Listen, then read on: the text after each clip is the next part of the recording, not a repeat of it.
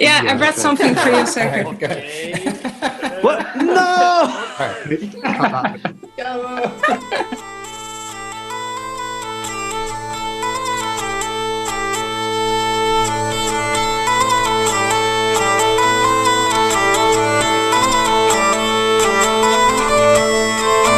Hello everybody, and welcome to the Hurdy Gurdy Cafe, an hour of interviews, music, and camaraderie. I'm Ryan, and I'll be your host along this crazy adventure through the land of the wheel fiddle. So strap in, and let's see what's cranking in the Hurdy Gurdy community today. Welcome back everybody to the Hurdy Gurdy Cafe Podcast. I'm here once again with Sergio Gonzalez. Hello, everybody. And we've got our very special guest, Sanne from the Netherlands, who is doing a tune project, a Dutch tune project, and your company called Holland Historie, is that correct? Yes, okay. That's correct. Okay. I do stuff with history and music, so that's also where my Hurdy Gurdy comes in. And this year I do a project where I record and upload a tune from the Dutch folk tradition every week. So there's going to be 15 in total. Okay, and we're going to kick off the this podcast with one of those tunes. And what's that tune called again? It's called Sint Tuenis Poort, and okay. It's from an old. Yeah. Well, let's take a listen and see how it goes, and then we'll come back and start talking with Sanne.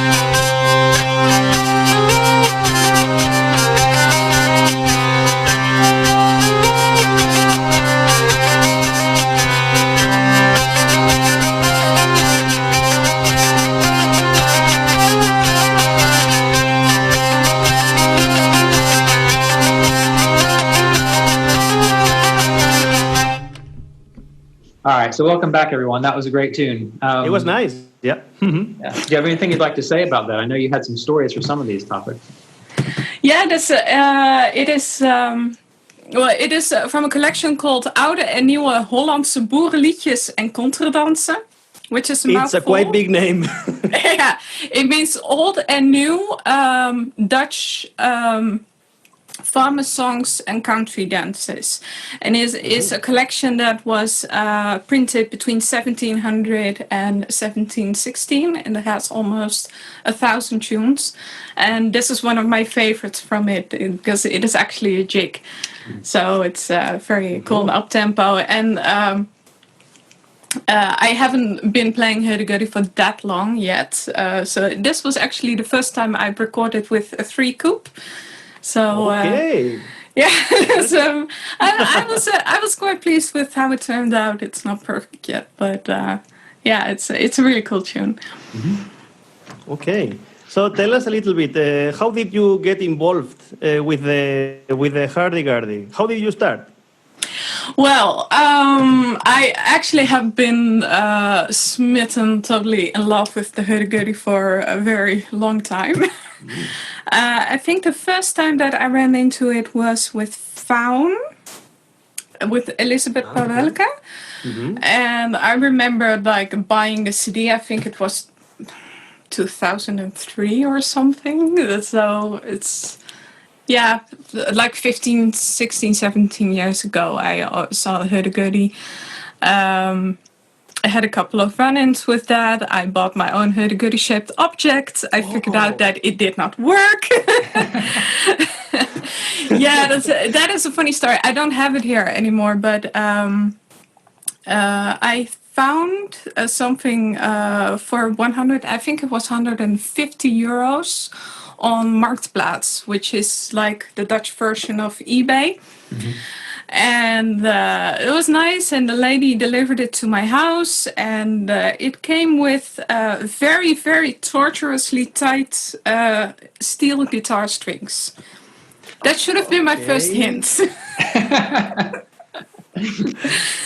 And I think back then there was a luthier, not a Hurdy Gurdy luthier, but another instrument maker. She was in the city near me, and I think I went there a couple of times and joined in the instrument building course. And I tried to get it to work, and I sunk a lot of money in it, and it never did anything more than I think it's on the wall of my dad's office right now. But yeah, so I tried to go that route. It didn't work. And then almost 4 years ago, my dad, he was like, hey, let's go do a Hurdy Gurdy course. Okay. I was like, okay. with the Hurdy Gurdy shape object, right? Yeah. We went to the Dutch Hurdy Gurdy and Bagpipe Foundation, and did a legit lesson with good rental instruments, and he is the one who really supported and encouraged me to keep going. And the year after, we went to Le Son Continu, and Okay, can you explain a little bit what is that foundation that you have in the Netherlands? Because I know, but many people that are hearing us maybe don't. So yeah, it's super cool. It's actually, they organize almost all the lessons in one village over, so I can literally step on my bike to go to a Hurdy Gurdy lesson. And it's a foundation. I think they started somewhere in the 80s, and you can take lessons there, courses, workshops. They have all these different things. They get teachers from all over Europe to teach things, and you can take Hurdy Gurdy and bagpipe lessons, but they also have this weekends where they do other stuff like playing together. I think accordion. I don't know what do you call it? Ensemble lessons. And composing. Is that like group lessons? Is that what you mean? Yeah. Most of it, it's all in a group format. And I did 3 courses there, and I'm freewheeling on my own. So I owe a lot to them. I'm very, very happy that they are here, and I feel very privileged that I could have those lessons and that they're so close to me. So it's really cool. What was your first real Hurdy Gurdy then? How did that work out? My first real Hurdy Gurdy was the rental. I had another one for this. I think on the first day I went out for the day. It was Denise's, and one of us, very pretty, into nice Sierra. And the first real Hurdy Gurdy was Gotchi Phoenix, was a rental. and I played on that for almost a year. And then on Le Son Continu, we ordered my Hurdy Gurdy and from Chris Allen and Sabina, and they actually lent me one of their instruments, which was very pretty symphony, and I played on that for about a year and a half until mine was finished, which is Bravo. Okay, right. you were very lucky, right? I was rentals. I was extremely lucky. Yes, yeah, I feel very fortunate. So. So you and Jimi are, you and Jimi, is he part of your project? Or is he just someone that you hang out with and you make videos with? I do a lot of work with Jimi. Uh-huh. So a large part of what I do, which doesn't really work right now with the entire COVID situation, but when there's a historical event, then people can book us to make historical music. So in the right theme. So for Roman events, we show up in Roman outfits with the right instruments, and medieval events. We do a lot. Most of it, what we do is Roman and early medieval, so Viking stuff and etc. So I do a lot of work with Jimi. Jimi and we met working at the Archeon, which is a open air museum. Archaeological open air museum. That is where we met Jimi. Now we've known each other for about 10 years now. Mm-hmm. Okay, what do we talk about now? Okay. So, Are there a lot of Viking Hurdy Gurdies? Okay, no, please don't open that. No. They're not about. I can tell you about my first time at Le Son Continu. Can we explain maybe what the Le Son Continu is? I know most of the people that is hearing us will know, but this is Le Son Continu of the Hurdy Gurdy, right? It is the best thing ever. I had no idea. I had no clue what was happening to me. Like the first time I get there. Gurdy porn everywhere. You can try. Yes. Lots of different instruments from your top makers. You're like, oh, let me try this. Let me try that. It's amazing. It is like a cross between a playground and heaven for a folk musician. Okay. Like, first of all, it is ridiculously cheap. Like, really, I don't know how they do it. It's like 4 days of festival and you pay like 55 euros. With camping. With camping. Wow. I don't know. But you come in there and then there's this big instrument market with like loads of different beautiful instruments with the luthiers there, and you can have a talk with them, you can try everything.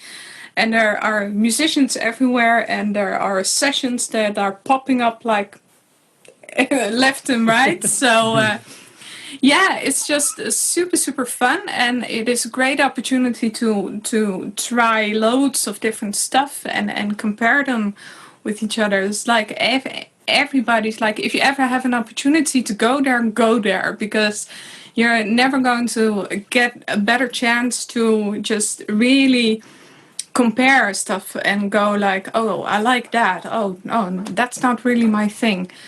I can imagine it's like in your case, Ryan, if you're in the United States, it's a lot more difficult to really,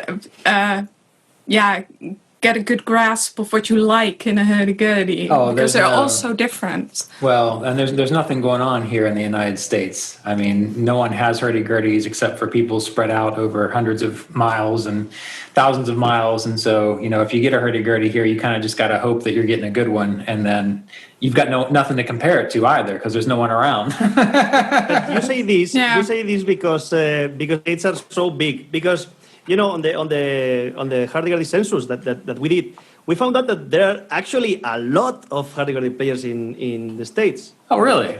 Yeah. Did you see that? I saw that. Yes. I saw that. Yeah. Where is okay, this is on your site where you've got all the little pin this drops, is on my right? site. Yes, just go to sanfoneando.com and there is the Hurdy Gurdy census there. And wow. I was shocked actually, because there is this thing of no one plays the hurdy-gurdy in the States, but then you see all the markers there and you go, oh, okay, wow. Well, Yeah, I mean, I'm going to have to check that out because, for example, the one thing that we do have here in the States is there's an Indiana workshop that's supposed to have happened next month, but it's not going to, which I was wanting to go to. But it looked like only 15 to 20 people show up to that thing. So if there's so many of them, there's got to be a way to get them all together somehow. Yeah, I think it's mostly like the network isn't really there. Because a couple of times I saw a comment from somebody, oh yeah, I just started to play the Hurdy Gurdy and I don't know anybody. Is there anybody? And then they are in LA, which is literally the best place in the entire United States because Scott Gaiman is there and Arthur Taylor is there and Curtis Barrick is there. Actually, in LA, wow, I think LA there are more Gurdies than in Spain, maybe, because those two huge collections. Oh my God, I love it. Oh yeah, so it's like Curtis and Scott Gaiman put together. yes. It's like yeah. It's still thousands of miles away from me. I'm on the other side of the country. Yeah, it is. It's so big.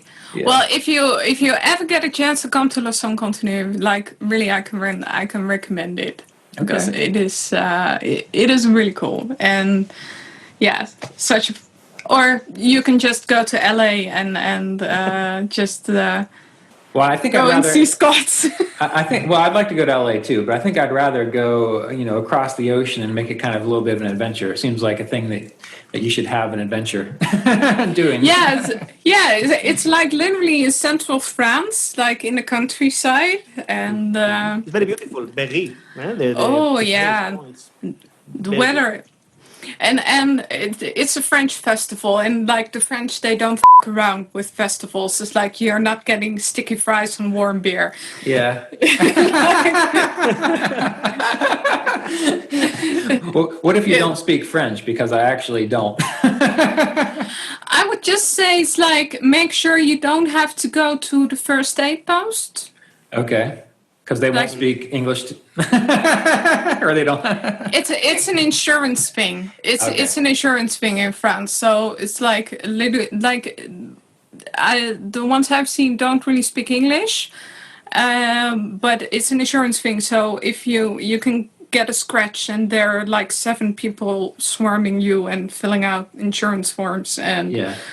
It's very intimidating, so don't go. I won't plan on going there. But when does this usually happen? How long do I have to learn a little bit of French? Sorry? What date does this usually happen? Is it usually the same time every year? Yeah, it's the weekend of Bastille Day, so like the 14th of July. Okay, all right, great. Sounds good. Well, before we go any further, when I said something about Viking Hurdy Gurdies, you all freaked out. So I've got a feeling there aren't any Viking Hurdy Gurdies because I've done my history on Vikings, but I want to know why you had that reaction. Why I had that? I want to know why Sergio had that reaction now. But you have the fact VCS on your arms, so you start. Yes. 1, 2. It's okay. I have this reaction because it's what we were talking about on the first podcast or the second one. I forgot which one was it, but it's this thing of using the Hurdy Gurdy as a prop. As a prop. For me, this is the yes. Same thing with the pirate Hurdy Gurdy. I mean. Viking Hurdy Gurdy, pirates, I'm okay with the fantasy thing, but it's very hard to see a well-played Hurdy Gurdy in that world, at least in my opinion. I don't know what you think, Sona, but that was why my reaction was like this, because you get to see these guys like how is he called? The guy from Black Sails. You know? Yeah, Bear McCreary. Yes. Bear McCreary.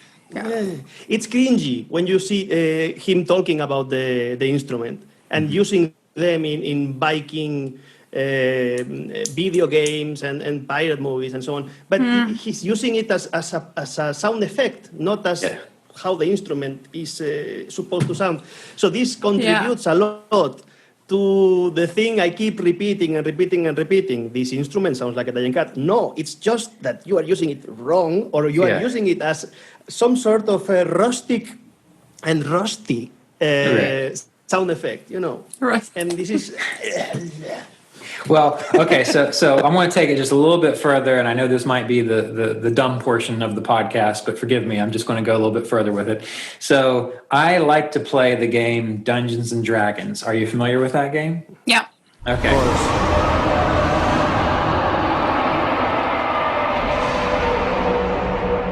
So sometimes the bards in this game think that they're going to carry around a hurdy-gurdy with them on all these adventures. And I'm thinking to myself, the hurdy-gurdy is so finicky. I mean, I have to like humidify a particular room in my house so it stays the same. And the reason I thought about the whole Viking thing is because I can't really imagine taking an instrument like that on long voyages. It seems like it would just kind of like fall apart or explode or something. Is this true, or is this just a weird idea in my own mind? This is interesting because if I think it that way, now I'm blocked because I don't know how to say this in English. My English broke now. But we have something in Spain called Camino de Santiago, which is are you familiar with that? Yeah. Uh-huh. How would you say that in English, Camino de Santiago? I think I would say it just like that. Okay. You know, I think there are some... Okay, I'm talking about this without even knowing if this is true or not, but I think there are some historical facts that point that the hurdy-gurdy was spread all around Europe with these kinds of peregrinations and so on. So you made me think about that. Not sure about it, but you made me think about that. So hurdy-gurdies are actually, or should be, or in the past they were more durable than maybe what we have today? Or is Probably not. Probably not? Okay. What do you think, Son, about it?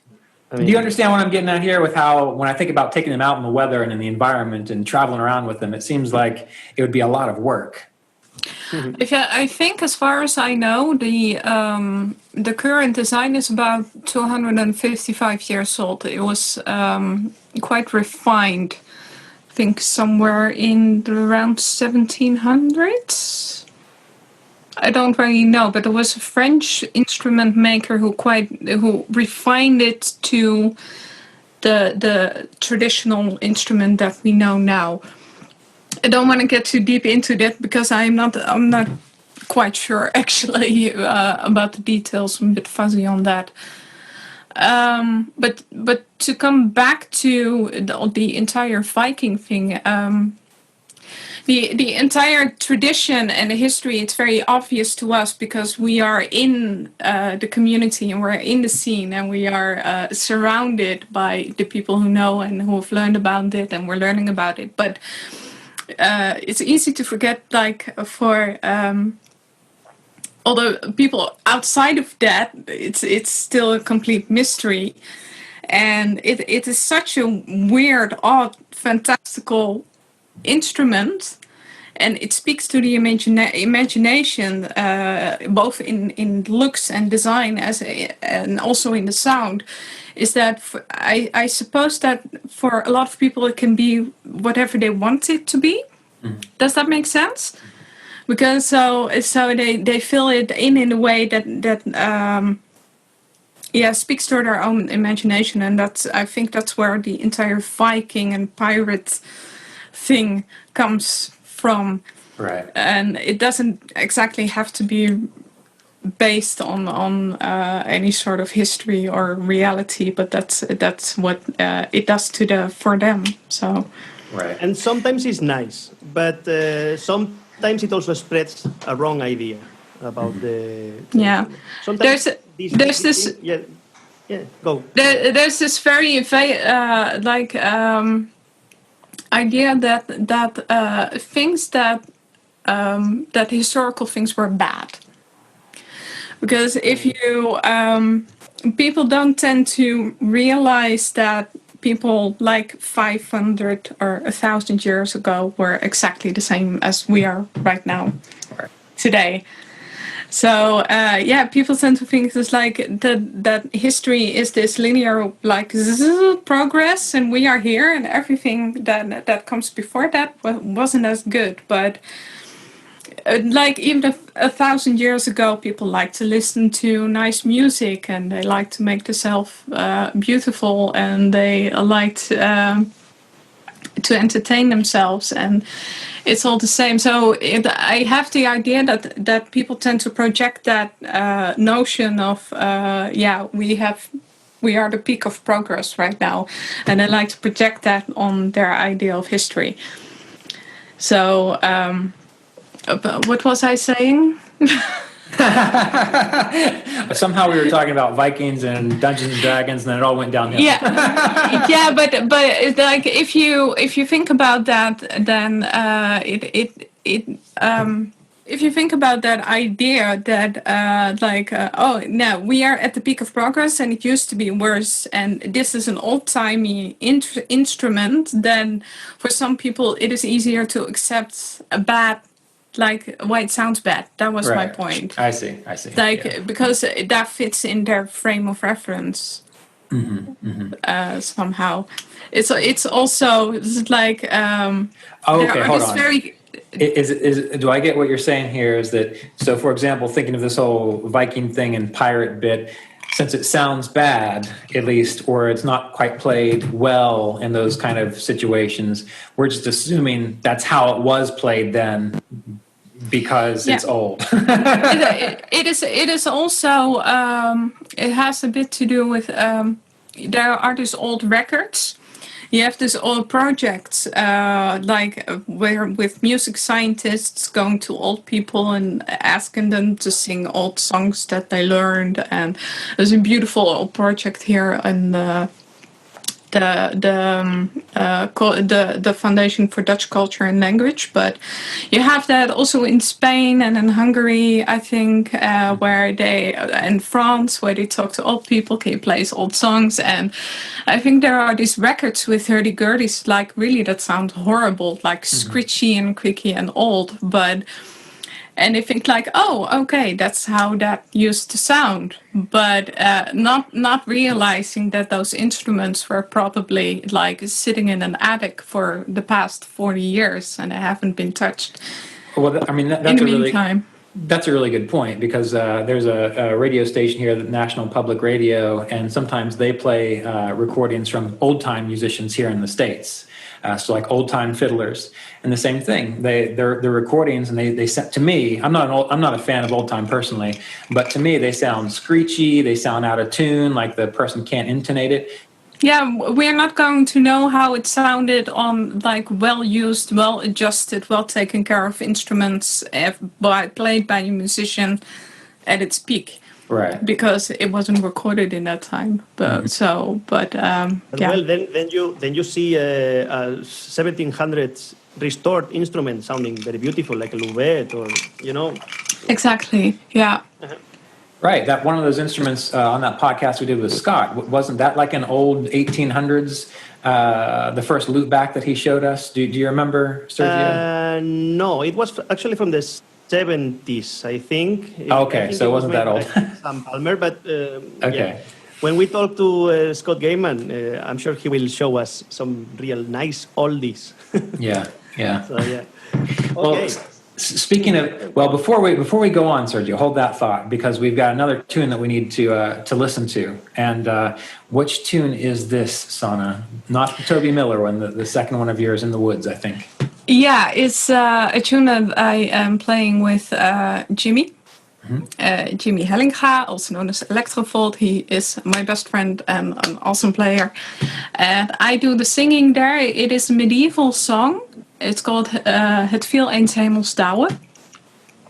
And it is from the Antwerp songbook, which is a songbook from the 16th century.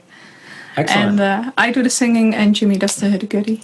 So. Let's have a listen, then we'll return with questions and thoughts from Sergio. All right, here we go.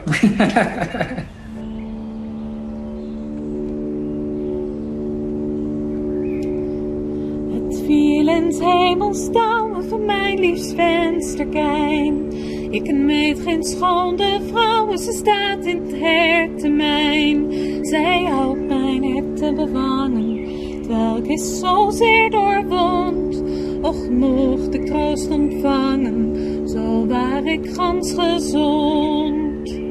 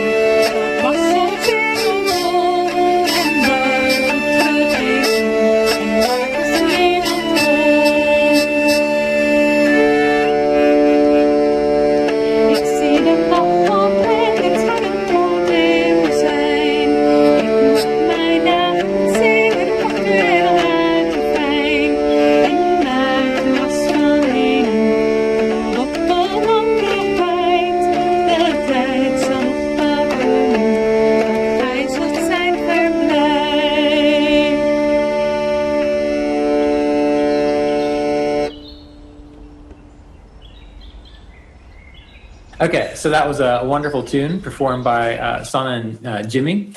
And now we're going to move into the Hurdy Gurdy talk of our podcast. And take it away, Sergio. Yes.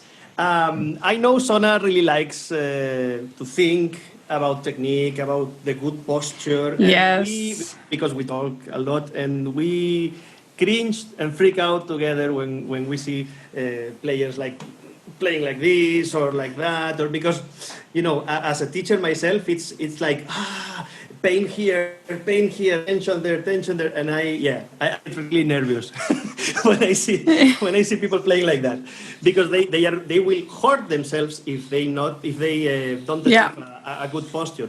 So I don't know, Sanne, what can you tell us about what is a good posture? And I really want to hear from you, what is a T-Rex hand? Well, actually, I myself, I am not a teacher.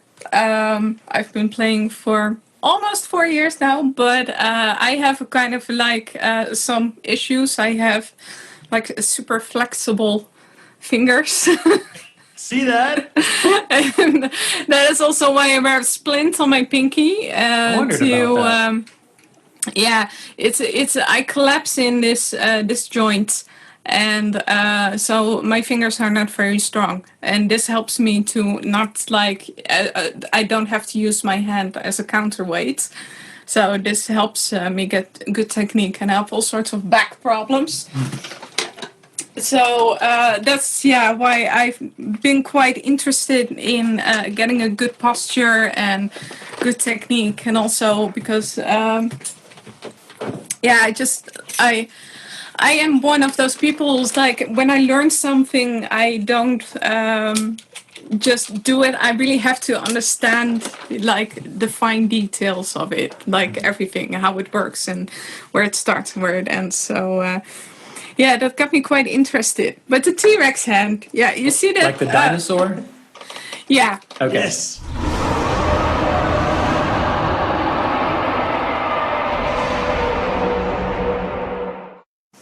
And it is basically, let me see if I can adjust. When people play like this. Okay. Yes, I've been guilty of that. Tension here, tension there. I'm very concerned also about the posture and things, because I also have my fingers really f***ed up. I have tenosynovitis everywhere, and yes, I have to really be super careful with my posture and things. Yeah. And we don't want you to develop these kind of problems, so that's why we are trying no, to like really don't get any physical problems. It's like, it sucks. It's like, oh man, I've had hernia, and I actually, I've tore the TFCC in my wrists, so I have crooked wrists now. Please don't do that. This is from the Hurdy Gurdy? No, that's from a fall down the stairs. But it did not help with playing the Hurdy Gurdy. But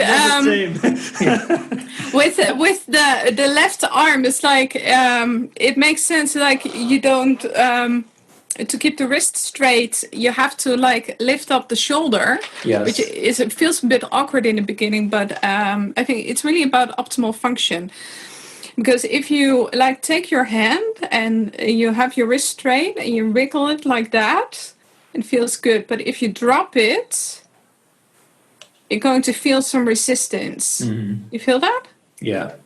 And this is nice. Hold on, wait. Let me get a gallery view so we all need to do that at the same time. So this is good. So this is good. Yeah, this and is if you bad. drop. Yeah, and if you move it around and you can feel. You mean here, okay. Yeah, and then you can feel where your fingers function. Like. I feel like I've got the wrong hand up. No, I've got the right hand up. Yeah, it's the left hand. Yes, you can feel where your fingers function the best, and it's because the carpal tunnel. You actually don't really have any muscles in your hand. It's like it is all controlled from here, and there's this very narrow space here. Mm-hmm. And if you put your hand like this, you're going to constrict that, and it's going to annoy all the tendons and nerves that run through that. So I know it's hard in the beginning, but it's really important to not do this when you're playing. But okay, so I'm glad we're talking about this, because I've been thinking about this a lot. So when I see people playing and they don't have, when they've got their wrist straight, it does look like their shoulder is up and over like this. And I wish I had my Gurdy with me. It's one day I leave it at home. But anyway, when I imagine that, it seems like it's going to put a lot of tension up in here. So are we just like sort of switching one thing for another, or is there a particular way that you hold it such that your shoulder is just right and your wrist is good? You understand the question? Yes. Elbow points down, well, not down like this, but it's not pointing up. This is one of the most important things, at least from my perspective. So okay. Elbow points down, and if your elbow is pointing down, then you don't have any tension here on the shoulder. Mm-hmm. And the tension when you go extreme like this and extreme like this. But if you're relaxed, it's important to relax that shoulder. What I do at times is just to turn a bit like that. So the left shoulder is a bit to the front. Well, how does Very relaxed. how does Jimi do it? Because I'm looking at how both you and Sergio are holding your hurdy-gurdies, and you're holding it kind of at a little bit of an angle. But for example, like when I've seen Jimi, maybe I need to pay a little more attention to his videos, or the Russian fellow Andre, they have their hurdy-gurdies straight up, which I've experimented with. And when you do that, it makes it seem like you have to do a little more of this. Do you follow what I'm saying? Yeah, I follow. I think the best answer is just to find what is comfortable for your body. Exactly. And it also depends a lot, really a lot on the shape and on the size of your instrument. You're not holding a lute bag the same as a flat bag, and you're not holding a 420 millimeters instrument like a 345. No, it's going to be a little bit different. But yeah, like Sona says, it's just being comfortable, and if you feel tension, it's not normal. So don't think it's normal. No. If you feel tension here, there, it's just that you are doing something wrong. So take your time, and And it's very important to be really precise about it, because there are so many really repetitive movements. It's like when you talk about the right hand, there's like a world of difference between this and this. Oh, this is a wrist killer. Really. I'm super picky with my students. And this. And also with this. Yeah, because when you look at, like, imagine with the forecoup is a movement that's going forward. So, and that movement comes from the shoulder. It's like you start in the shoulder, you push it forward. But if you have an angle here at the wrist, like, one, your timing is going to be off. And two, you're going to put all this extra tension here. Just try, pushing forward with a straight wrist. And then try it with an angle. And you can feel all the extra tension here. Yeah, right. Yeah, it's terrible. And it's very minor with something like a coup. But if you do it 10,000 times, it's going to...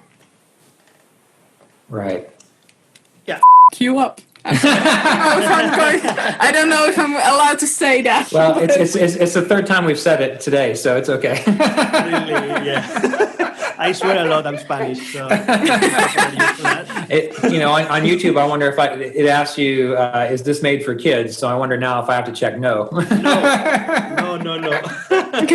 Also, another thing that we can talk about is how to align the instrument, because I see lots of people that are playing like this. It makes sense. It's like with a guitar, like you wanted to put it in the middle of your lap. No. Don't put it in the middle of your lap. It's like you align it with the knob. Well, how about... So you guys are bringing up a lot of good points, and for me it's a personal thing because I'm working all this out myself. But could you maybe just like start at the beginning and say, all right, this is how we first do it, and then kind of take us through that? Would that be all right? Yes, of course. But from the very beginning, we have to talk about at first the strap, because when I get someone that really doesn't know anything about the instrument and is on his or her first lesson, they come without strap. They put the strap over the shoulder. They do really quite a lot of crazy things. So first thing, I take the first thing. Sona, you take the second one. First thing, your strap goes all around your back like this and comes here. Yeah. So it has to be tight enough so the instrument doesn't move a lot while you play. Because I also see some guys that, they have this very long strap and it's like they are not strapped. The instrument moves a lot when they play. So this is my first point. Go you with the second one, Sona. Yeah. Once you have it on your lap, and then you have to look at where the knob is. I'm sitting next to a thing, so I have to turn a little bit. Look at where the knob is. You're going to grab the knob like this. You're going to make this little pistol with your hand, and the knob goes right there. And then you fold that one around, those ones around. And you kind of want to think about it as like you're holding a little bird. Okay. You don't want it to get away, but you don't want to squeeze it to death. Yes, so, and Sergio's got Say something, Sergio, so your video pops up. Oh, yes. Yeah. Hello. This. Yes, there you go. this, and that. And you want to have some air, like this. Yeah. Not super tight, because that will create tension here. You don't want it. And you want to align it with your shoulder. So it's like your shoulder is going to be on the same line as your elbow. It's going to be on the same line as your wrist. And on the same line as the knob. You have to think of your right arm kind of like an engine piston. And you want your shoulder to be relaxed. So it can just like move. Relax. Looks relaxed. Okay. Yeah, and I'm a bit pear-shaped, so it's going but Sergio is going to look a lot better like from the book, but And those of you at home who are listening, you can actually find the video of this in the little link in the description of the podcast. So we're talking about it, but you can find the video too. All right, Sergio, you're up, number 3. Okay, there could be lots of number 3s actually. oh, I know something. Do not put your thumb on the lid of the key box, because that is something that I also see frequently. Is people like that play everything like that. Now, sometimes they lean on the thumb, right? It's not. Sometimes this is going to make sense, but don't do this all the time. Or grabbing the key box like this, you're not going to be able to slide. So okay. Another thing that I see quite a lot, if I can steal the moment, just quick. Other thing that I see a lot is with super beginners that are on my lessons is this: when they go up, they don't move the hand on the lid, but they do tilt like this. This is terrible also. When they go to the second position of the scale, they would go like this, and then when they go to the high register, it's super extreme, and they go like that. The elbow is bad. Tension here, tension there. Whew. So always slide the hand over the lid. It's important. Okay, so that's 4. Yes. yeah. I'm keeping track so that when we post this, we can have like the top 10 ways to best wear your hurdy gurdy or something like that. So we need 6 more. I would say it's like angle it in a way that it feels comfortable to you. Like you're gonna want the keys to fall back, so you don't want to put it flat on your lap. But for some people, they like it to have it a bit more straight, and other people like to put it more in a 45-degree angle. That's something you just have to figure out for yourself, like what feels the most comfortable. And this is what Ryan was saying about Andrei Vinogradov, and I don't know if he said also something about Jimi, but... I don't know if Jimi does it or not. I didn't pay that much attention, but I know Andre really has a... Yeah, depending on the situation and also on the instrument, So probably you can play like this, but I don't find this very comfortable, even with a flat back, because you are creating extreme angles here. So I don't think this is the best position to play. You can build up tension there. I think what's really interesting when you think about the Weichselbaumer model, and I think also about the model from Sobral, is that they are like, I think they're very ergonomic. They seem to be a bit more narrow towards the key box. And the shape, I mean, the kind of like the spade shape, is going to angle the key box a bit down and a bit towards you. It's very clever, because that way you're going to have a very natural. It's nice. Like I have the 5th or the 6th one. Do you keep track of this? I don't know where we are, but I think we're on 6, but if not, we'll say 6. Please don't do this. No, please don't do that. Remember what Sona told you, the pistol thing, because we see quite a lot of these. We also see quite a lot of these, like very. Oh yeah, yeah. You know, this is okay. I get this on avant-garde and contemporary music. If you are super experienced or you really want to create an effect, you can do this if you like. But it's not something that is going on constantly, right? This thing, because you're also developing tension. It's again what I said with the carpal tunnel, and if you put too much pressure on that, you don't want to do that constantly. And I understand it's hard because you have all you're starting all that movements from your shoulder, and they have to be very precise. It's like learning how to write, basically. But don't do the whipping cream thing. And those people at home, what you're showing is it's just, or listening, you're just grabbing the handle with the tips of your fingers instead of with the wholeness of your hand, right? But it's tip of fingers plus 90 degrees angle here. Plus the angle. Okay, again the T-Rex. This is the crazy thing, because if you do this, okay, it's not as bad. But if you do that, God, it already hurts. So basically, summarizing, tension on the shoulders, not a good thing. Tension on the wrists, not a good thing. Tension here on the fingers, not a good thing. Tension on the elbows.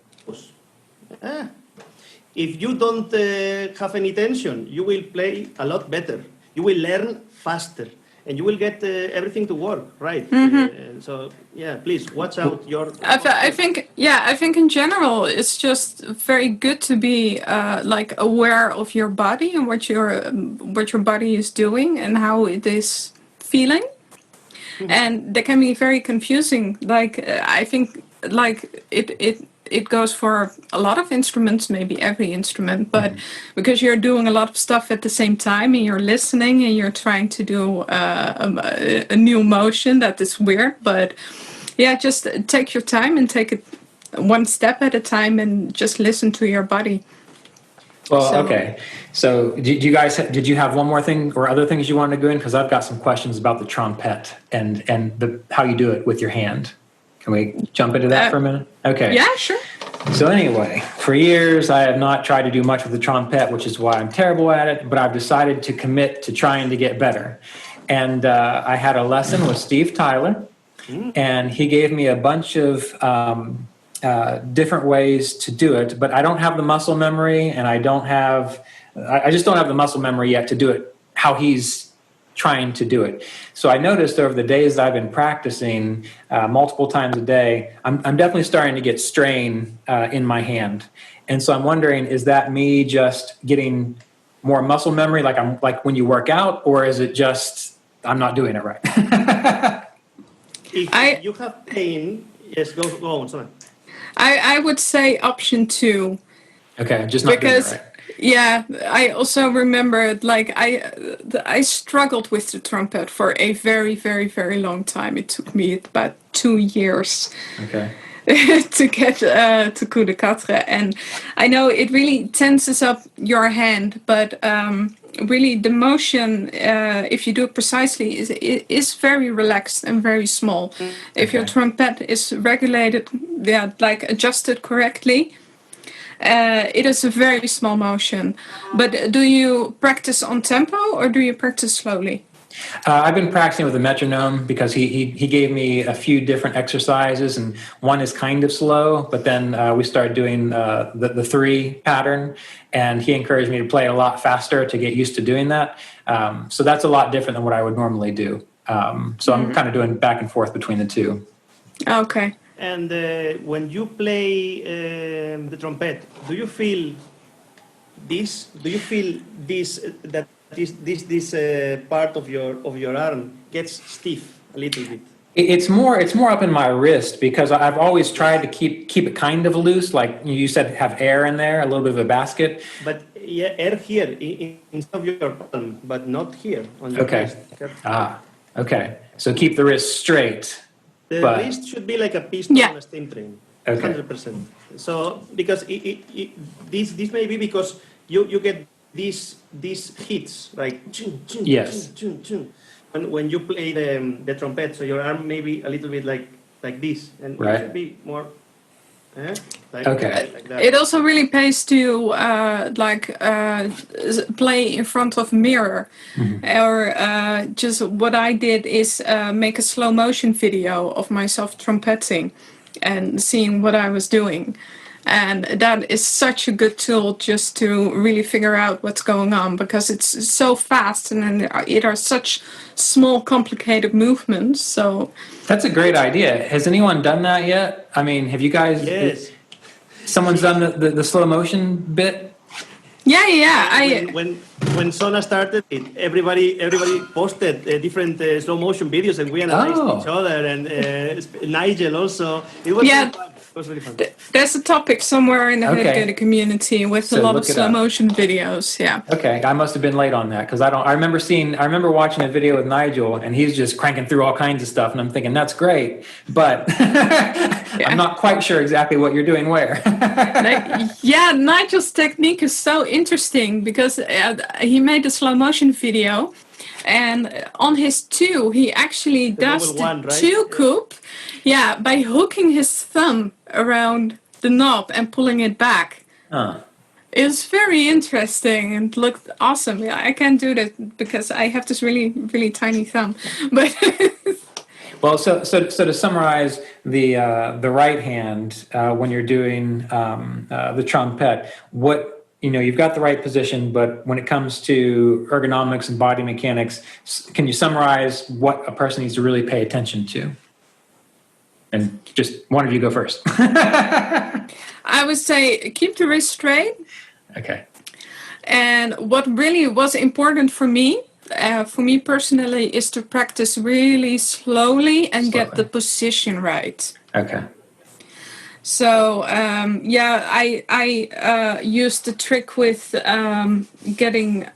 putting a card around my axle and sitting next to a mirror. I actually have it here. Let me just grab it. I have a card like this, and this is I take my crank off and put this around my axle, and then I would sit next to a mirror and then make sure it just had that visual feedback to make sure I get the position is right. And then I put the trumpet very, very hot. That's like, so I have to move very slowly and then get comfortable with just making this really tiny, relaxed movements on the right position. And it took me like 20 minutes. And then I was playing 4. And then slowly speed it up. That is something that worked for me. Like personally, some people are more comfortable with doing it at a rhythm and getting into the rhythm. And when you say, I get the idea. When you say you made the trumpet hot, it means you tightened up.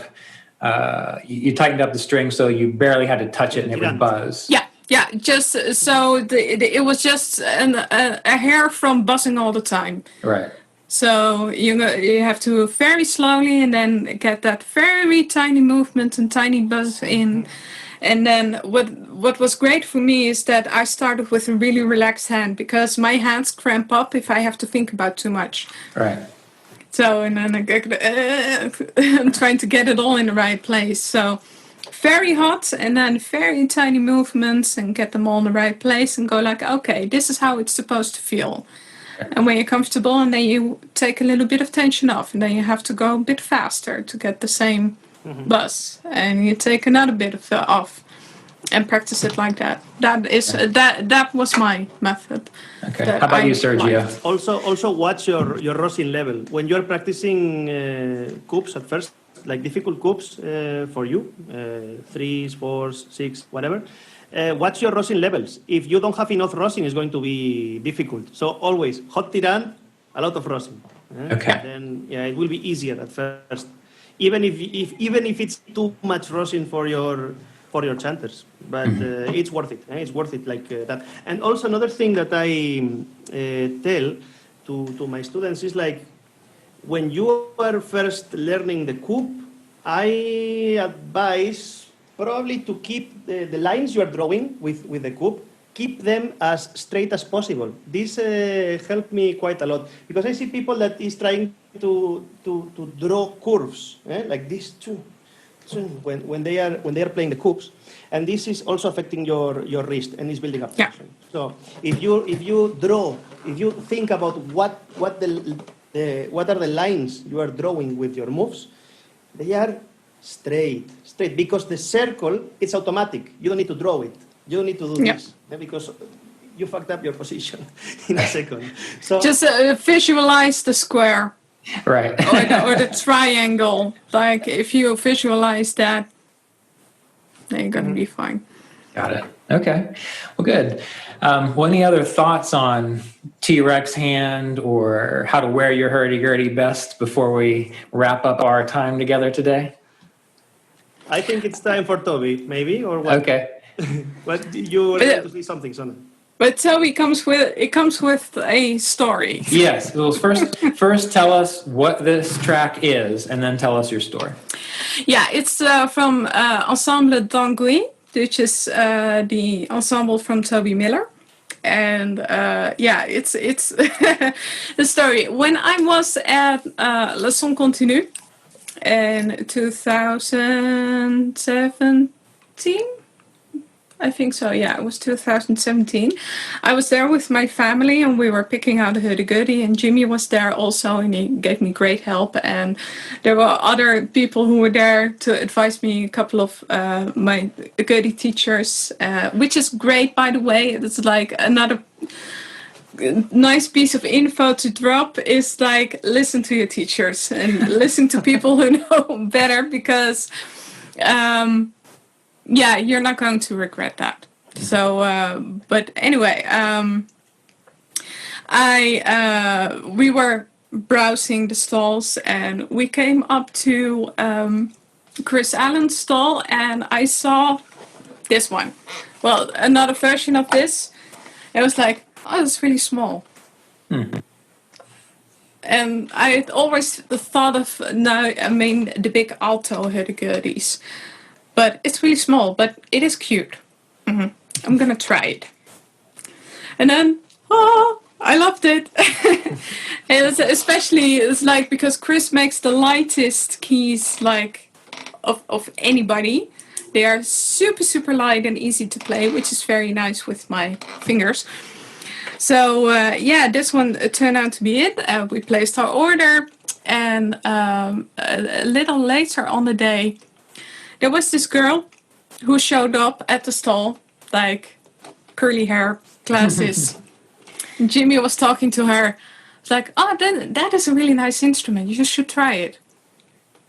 Like, really? Really? Oh, okay. I'm going to give it a go. And she started playing.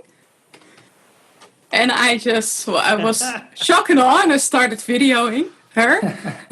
So this video, and she was playing this, La Furstemberg. And I had no idea what she was, who she was, and I was videoing her, and I was like, oh, this is amazing, and she's really good. Wow. And it was really special for me. It's like, this was the Hurdy Gurdy I just ordered, and then seeing it in the hands of somebody who was that good. And I videoed her. Wow, this is amazing. That really confirmed my choice. And later on, she moved on, and Jimi was like, do you know who that was? Like, no. That was Toby Miller. Do you have that video? I do have that video, but afterwards I thought, like, okay, like videoing her without asking was maybe a bit rude. So I've kept that video for myself, but I went back to it a couple of times while I was waiting and to have a look, because it was a much better listen than my own stumbling about on an instrument. So and she was playing La Furstemberg, and I really loved the piece. Actually, what's funny is because that piece was also, I think it came from the folk tradition, and I found it in a couple of manuscripts, because I go through all those Dutch manuscripts, and like a complete stupid nerd, I messaged Tobie. It's like, oh, guess what I found? And she was really nice about it, but she totally knew. It's like those that it came up quite frequently, but she was really nice about it, and I figured it out later, and I felt like a complete dweeb. That's the way it goes sometimes. Yeah, but she's an amazing player and an amazing nice person, and I have very fond memories of that festival, and just hearing her play that piece on the Gurdy I just ordered. So that's why I wanted to share it. Excellent. Well, I want to thank you both for being here again. Sergio, always wonderful to have you. Sanne, hopefully you'll show up more often. It's really wonderful to have you two to talk to. So thank you for being here. Thank you so much for having me. It was really great fun. And we'll close out with Tobie Miller. So here we go.